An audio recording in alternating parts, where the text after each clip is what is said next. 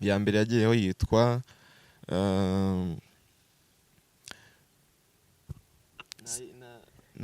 sibwo ugiye kubyibagirwa uramutse ufite telefone hafi yawe wayisekinga kugira ngo ntago nayibagirwa urumvikana ntago nayibagirwa yitwa Ni Wowe Mana. yego niyo nabashije gushyiraho bwa mbere. ikurikirwa niyo yitwa Just yagiye hari ya kabiri. yego iyo nashyizeho bwa mbere yo nayikoreye ijambo ry'Imana rivuga ngo abamwizera mbese bamwemeye bakizera izina rye yabahaye ubushobozi kwitwa abana be. yego sibyo? yego nibyo nuvuga ngo kuba mwizera kuba ariho byonyine bitugira natwe ababaho. yego kandi tukabaho ibihe byose mu gihe twagenewe.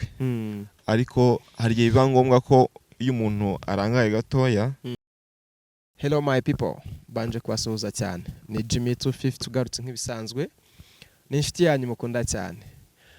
Reka nsuhuze abantu mudukurikiye muri mu mpande enye zigiye zitandukanye z'isi, muri mu migabane igiye itandukanye, turabakunda cyane. Ndabizi ko mudukurikira kuri kamera za Jimmy 250 TV. Uyu munsi ndi kumwe n'umusore umeze neza imbere yanjye. ni umusore ukeye murabireba, ubyibushye, usa neza kabisa, umusore wuzuye mu bintu byose. Ni bogari. Kumwe abakobwa muri no minsi asigaye bavuga ngo ndashaka ngo umusore ngo wakoze ituza ngo wakoze iboko. Mu bigaragara murana ko ndi kumwe n'umusore umeze neza ukeye. Ntago ndibuze kumuvuga amazina, araza kwivuga amazina. Hanyuma turabwira n'icyo tugiye kuganiraho. Reka abanze yibwire abadukurikiye. Tumuhaye karibu n'ikaze kuri kamera za Jimmy 250 TV. Murakoze cyane. Yego. Ndabashimira umwanya mwaduhaye. Yego. Wo kuza kuri icano nk'urubuga kugira ngo nibwire abanyarwanda. Yego. Amazina nitwa Mugisha Emmanuel. Mugisha Emmanuel. Yego. Emmanuel sobanura ngo Imana iri kumwe natwe. Imana iri kumwe nanjye. Okay, good, byiza cyane. Reka rero nongere nibutse kandi abadukurikiye ko turi kuri Dove Hotel nk'ibisanzwe. Twababwiye yuko video zose dukora buri munsi buri saha ko bukeye nuko bwije zikorerwa kuri Dove Hotel. Murana ko twicaye kuri piscine imeze neza cyane. Dove Hotel rero ifite ibyiza byinshi yabateganirije nk'abanyarwanda, nk'abadiaspora, nk'abanyamahanga.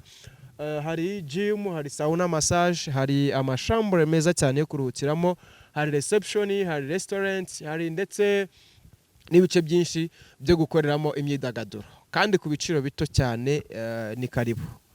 Reka dutangire tubabwira topic tujye kuganira kuri uyu munsi nkuko niyemeje gukora icyo twita Rwanda Movement for Upcoming Artists. Uyu munsi ndi kumwe n'umu artist. Ni mushya muri music, ashobora kuba atari mushya cyane ariko birashoboka ko wowe ugiye kumubona kuri Jimmy 250 ari ubwa mbere ugiye kumubona. Reka ntangire mubaza bimwe mu bibazo bijyanye na music industry yinjiyemo. Mugisha, niki cyatumye winjira muri music industry? Kwinjiramo? Yego. Cya mbere bikomoka mu bushake. Yego. N'ubushake bwa mbere. Yego. No kubikunda. No kubikunda. Just ntago wajya mu kintu udakunda. Yego. Kandi udashaka. Ndabikunda, ndabishaka. Kandi ni ibintu binezeza. Yego. Kuririmba biranezeza. Yego. Ndumva ari mugabo. Yego, mugabo Venuste. Nawe birashoboka yuko ibyo turi gukora ibyo twigiye ku birenge by'abatubanjirije. Ese wowe ninde muntu watumye wumva ko wakinjira muri music industry? Niye ndirimbo yakoze ku mutima? Ese niyihe korali? Byatewe n'iki kugira ngo wumve ko wakinjira muri music industry? Sindi ujye muri detail mvuge ngo n'uyu nagendeyeho cyane igiyeho. Yego. Cyane ko nabitangiye byanjemo nkiri mutoya ntaramenya abahanzi runaka, ntaramenya iby'imiririmbire cyane. Yego. Gusa byanjemo ari nk'impano. Byakujemo ari nk'impano. Yego. Impano yawe se yatangire muri korali cyangwa warabyutse wumva igihangano cyaje ni uko byagenda kose ngomba kubyuka nkajya muri studio? Urebye kuva kera byaje nkiri muto nkiga primaire gutyo P2 ubwo ni mu wa kabiri primaire. Yego. Ntago nari kuvuga ngo ngiye guhita mba umuririmbyi byazaga ari nk'ibintu biri aho nkabifata nanjye nk'ibintu biri aho ariko hari igihe nandikaga nk'interuro ebyiri kumva indirimbo irarangiye. Indirimbo byarazaga se kumva birimo kuza ukandika cyangwa waricaraga ugatekereza ndamutse nanditse amagambo ejo nkazayaririmba nkayasohora nkashyira hanze yafasha benshi, byagendaga bite? Yabaga ari spirit yo kuririmba ariko ntaramenya neza ngo indirimbo iba yubatse utya iteye gutya, just ngiye nkandika nk'interuro ebyiri nkumva amagambo arashize, nabaga mfite ikayi nkandika, ejo byagaruka nkongera nkandika muri ubwo buryo. Okay, byiza cyane. Uko byagenda kose turaza kuganira byinshi birambuye, utubwire nyirizina ikintu kigutera imbaraga zo kuririmba, ikintu kigutera imbaraga zo kuba uri muri gospel, cyane ko hari abantu benshi bari mu cyiciro nk'icyo urimo. Uramutse wabwira ibintu bya gospel bagutera amabuye cyane. None wowe wabitewe n'iki kugira ngo wisange muri gospel? Kwisanga muri gospel, icyambere nakuriye muri famiye yubaha Imana. Nakuriye muri famiye yubaha Imana. Umubyeyi wanjye ibyo yangaburiye ni iby'agakiza. Urumva ntago nari kuzana intekerezo zindi zitandukanye n'ibyo nahawe. Icyo nicyo cyambere cyanteye imbaraga zo kuba ndi muri gospel uyu munsi. Ikindi kintera imbaraga cyane cyane impere nko ku muhanzi Israel Mbonyi. Indirimbo ze inyinshi nizo nakundaga kumva. Yego. Hanyuma amagambo arimo ya gospel y'ubutumwa bwiza, amagambo arimo avuga ku buzima bwa gikristo, yagiye angarukamo cyane, bintera imbaraga zo kumva ko nanjye aho hantu nkwiye kuhisanga bishobotse. Muri make inzozi ufite nizo kugeraho Israel yageze cyangwa ukazaharenga? Bishobotse, ubwo bushobozi buhari, imbaraga zo zirahari. Umuntu arakora yahagera cyangwa akaharenga bitewe n'uko Imana ishoboje umuntu. Ariko se mugi wenda turi kubwira abantu yuko uri umuhanzi, uri umu gospel artist, reka use nk'udufasha ukorere mu nganzo abantu badukurikiye, wenda imwe mu ndirimbo zawe niyo waririmbaho agace gatoya ariko mu by'ukuri bakumva ko koko ari igihangano cyawe. Biranashoboka ko wenda nawe ndi kuvuga yuko uri umuhanzi cyangwa se uri umu gospel artist ariko ushishura iby'abandi. Nta mpamvu yo gushishura, nkora ibyanjye. Urumva umuhanzi nuhanga nyine. Nuhanga adashishuye. Ushishura icyo gihe biba wakopeye. Gusa uze kugerageza rero muri kamera kugira ngo abadukurikiye baze ko barimo kukwitegereza neza mu maso koko. Imbeho imeze nabi. Imbeho imeze nabi, funga agakoti. Nta muntu w'umusore nkaho ugomba kugira imbeho. Reka. Okay, twagiye karagaciyemo. Nta muntu w'umusore nka by the way ugomba kugira imbeho, ntago bishoboka. Imvura ntabwo cyaramutse nawe wagira ngo twari twanze kubwira abadukurikiye yuko twizinduye ari mu gitondo kare. None uraturaburije bitumye bamenya kare mu gitondo, kuko hari abantu bo bari kujya kuryama bo batari kwimisha kare mu gitondo kuko turimo kubivuga. Niyo mpamvu tugeze dukoresha amasaha runaka turimo gukoresha, ariko nta kibazo. Mwatwemerera mukaturirimbira imwe mu ndirimbo nubwo kaba gace gato ariko mu ndirimbo zawe. Yego. Nta kibazo. Hari iyo mfite. Zose hari 3 ziri kuri YouTube channel zose. Ziri kuri YouTube channel yitwa ngo kugira ngo Mugisha official. Yego. Zikureba amashusho cyangwa nama audio afite icyo twakita script. No, hari ukuntu lyrics. Ama remix. Ni video. Nama video yuzuye akoze atunganije neza. Yego, ni video zikoze. Yego. Izo 3 nizo waboneye ubushobozi bwo kubasha gushyira hanze, cyangwa nizo wenda wabashije kumva yuko zaba zigiye hanze first, izindi zikazaba zigiye hanze nyuma, cyangwa nizo ufite zonyine gusa? nizo nabashije kubonera ubushobozi bwo kuba zaba zigiyeho, yego, ariko ubushobozi bubonetse n'izindi zajyaho. bonetse n'izindi zajyaho. Ego. Bivuze ko ufite indirimbo nyinshi zirenze 3, zirenze 4, 5, 10. Ufite nka album zingahe? Ntago wahita ubara alubumu irenze imwe, Yego.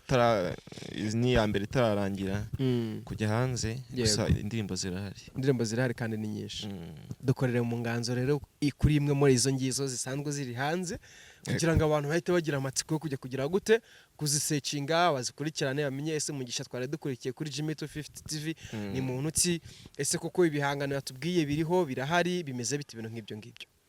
Okay, hari iyo bita Musimbe muyihanganire by the way. bimeze nabi. Ndabona imbeho yabashe yagusumbuwe ariko wihangane. Hari iyo bita Ejo Nzabaho. Ejo Nzabaho. Yego. Iriho ndumva ari iya kabiri. Iya mbere yitwa nguki? Iya mbere yagiyeho yitwa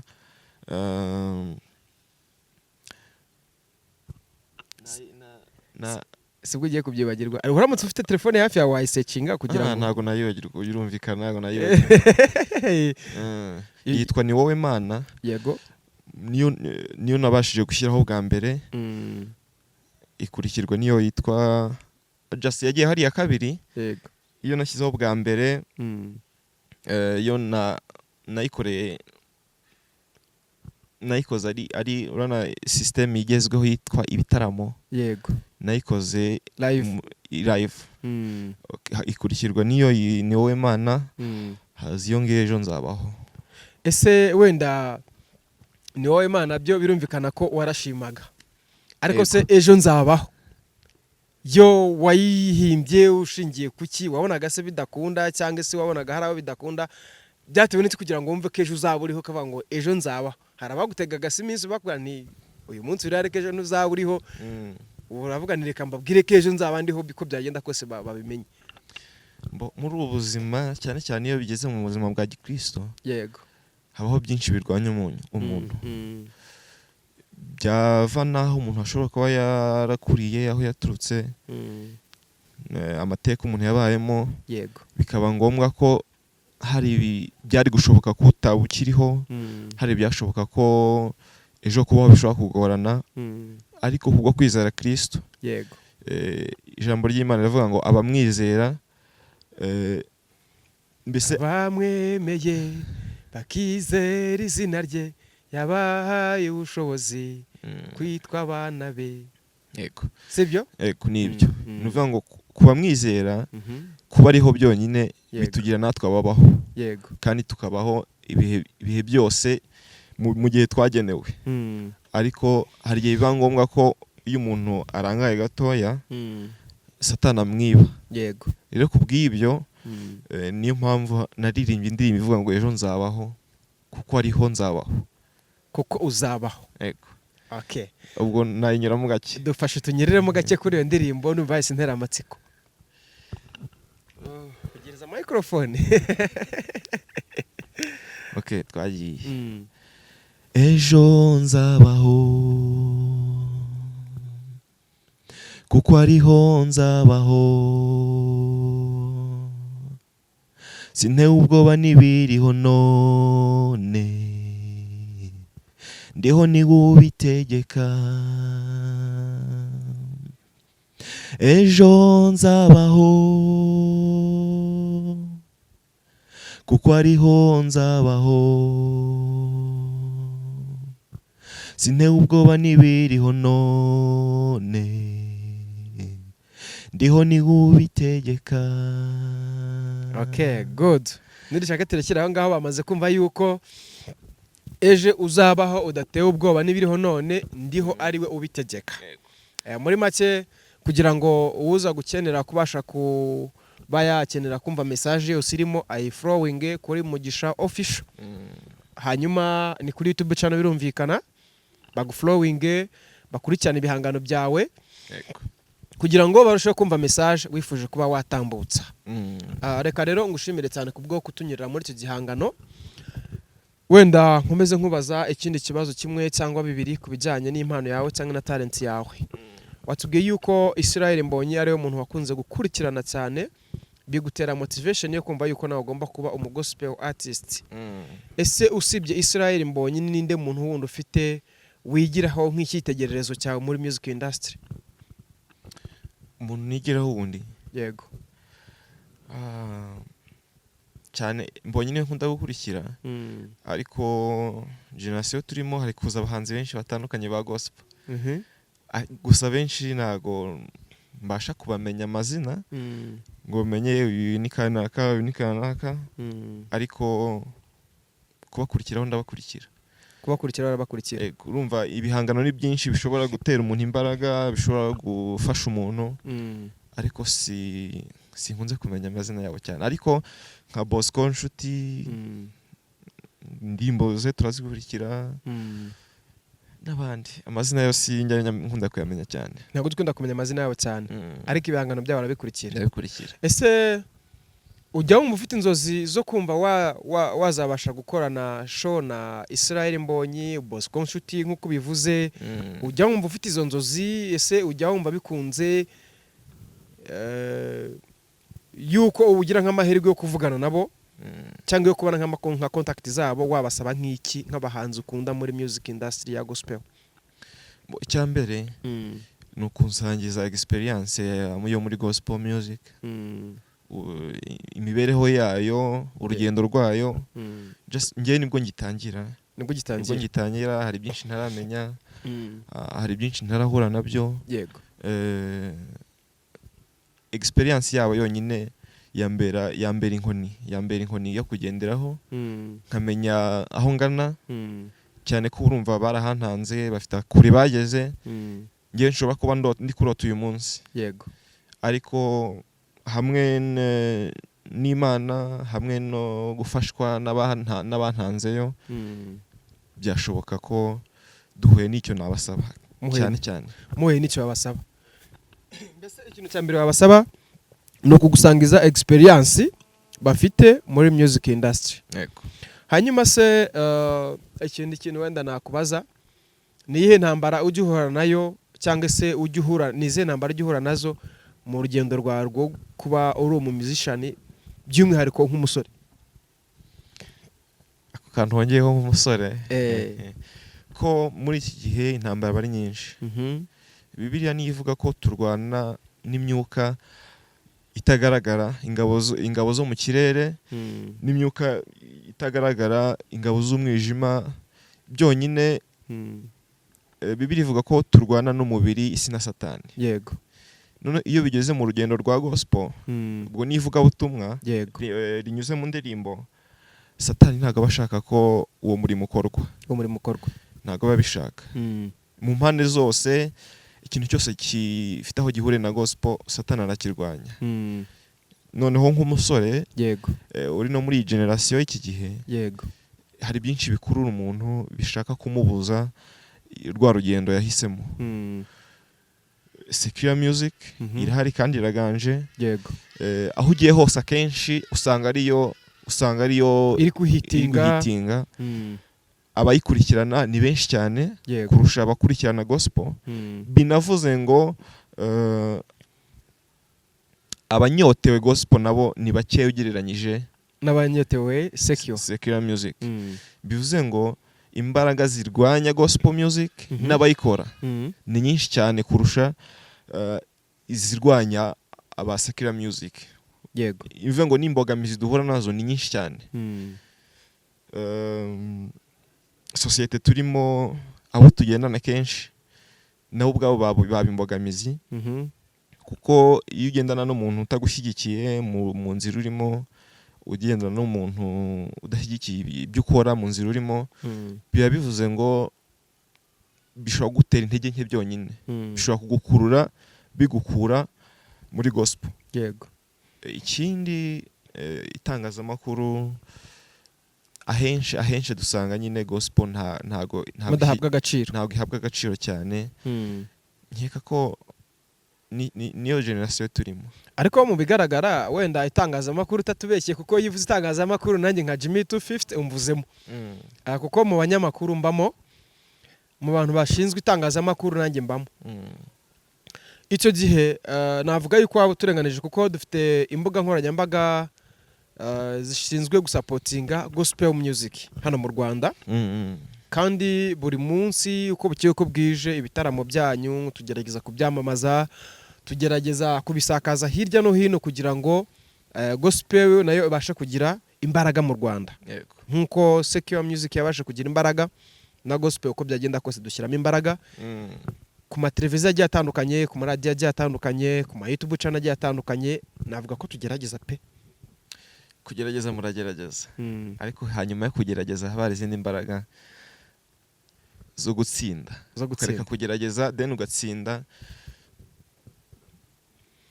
Gusa icyo wenda navuga kuri icyo ngicyo, navuga ko twatsinze.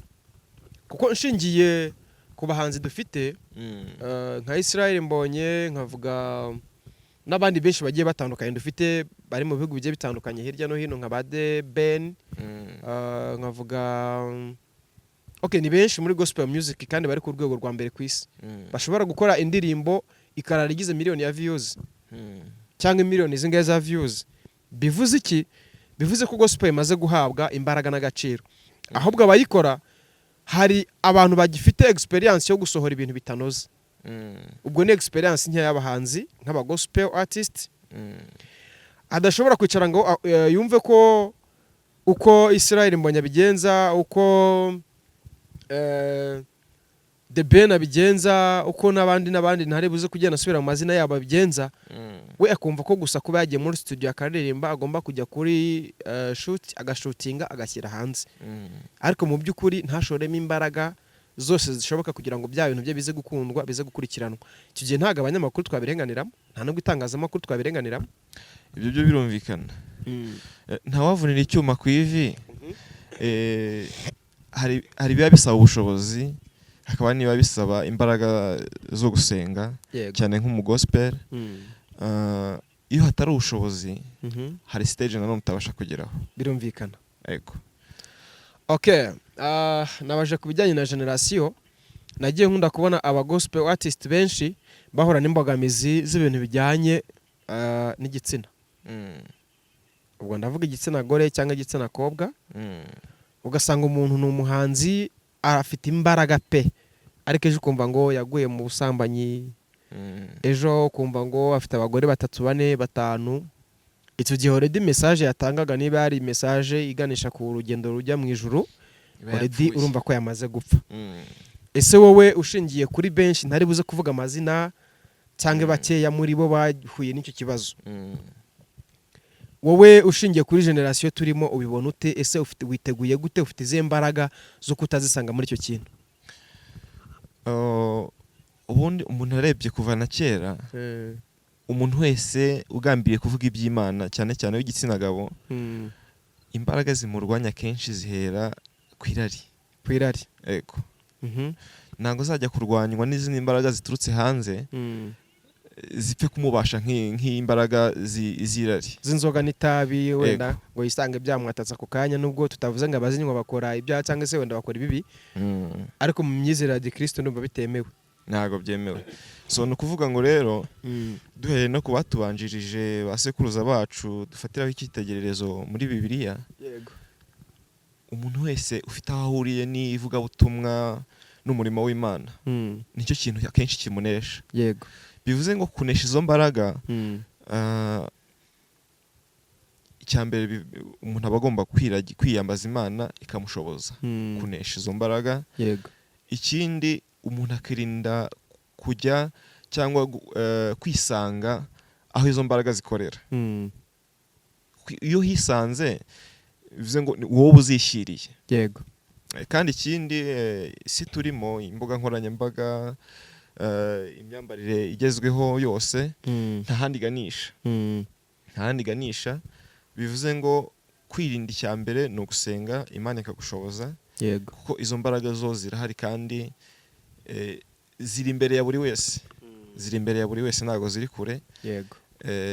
Gusenga ni icyambere kizirinda. Ariko nanone Bibiliya iravuga ngo duhunge irari rya gisore. Si ku basore gusa n'abagabo bibabaho. Bivuze ngo icyo gihe ubusabwa kurihunga. yego byo ntago rizaguhunga kuko satani ntago nitwe turamurwanya cyangwa byangombwa tukamuhunga kwirari cyane cyane kuko ikintu Bibiliya yakomanse kavuga ngo kwirari rya gisore muhunge kandi yarabanje kutubwira ngo turwanye satani nawe azaduhunga ariko iyo bigeze kwirari nitwe dusabwa guhunga kuko ni ikintu gifite imbaraga gitwara benshi. Urakoze cyane. Ufite iyihe ntego na gahunda muri no minsi wenda kuba watugezaho igitaramo cyangwa se indirimbo bimeze gute muri uno mwaka cyangwa se mu mezi nk'aya tugiye kwinjiramo? Ibitaramo byo ni ugushyira ku ruhande kubera iki kandi ari byo bikenewe kugira ngo urusheho kugeza kuri message ku benshi bagukurikira? Kereka ubushobozi bubonetse byaba. Ubushobozi se buraburira hehe? Biraterwa n'iki? Ngo tuguhamagarira aba diaspora bamenemo amafaranga ubundi nyine impano yawe yakigihanze? Urumva gutegura igitaramo cyambere n'amafaranga. Yego n'amafaranga. Gusa icyo nakizeza abantu abanyarwanda n'abandi badukurikiye indirimbo zo zaboneka ariko igitaramo gisaba kugitegura mu buryo bw'ubushobozi bw'amafaranga. Yego imbaraga z'abantu batandukanye hirya no hino bivuze ngo si ibintu byo kwihutira gukora. Urakoze cyane. Reka ngusabe iki kintu kimwe hanyuma ninsoza nkubaza ibibazo bibiri birakurikira kuri iki ngiye kukubaza.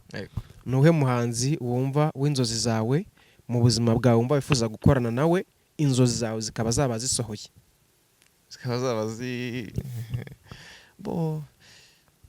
ni Mbonyi nkuko natangiye mbivuga. Ni Israel Mbonyi. Yego. Donc inzozi zawe zishingiye kuri Israel Mbonyi. Israel Mbonyi aramotiva cyane urebye. Arakumotiva cyane urebye. Mbese gukora nawe ni ishimwe rikomeye kuri wowe. Gera message ebyiri ugenera abantu bari badukurikiye kuri Jimmy 250 TV. Waje wateguye nka Mugisha uvuga ntizi message ko byagenda kose uko ari ebyiri ndazigenera abakunzi banje bankurikiye. Message ya mbere ni ugukwirakwiza gospel yego ahashoboka hose duhereye kuho tugenda duhereye kubo tuba turi kumwe kugira ngo ubutumwa bwiza bumenywe na bose. Niyo nshingano ya buri mukristo wese byagera ku bahanzi niyo ya mbere. Kwamamaza ubutumwa bwiza bwa Kristo.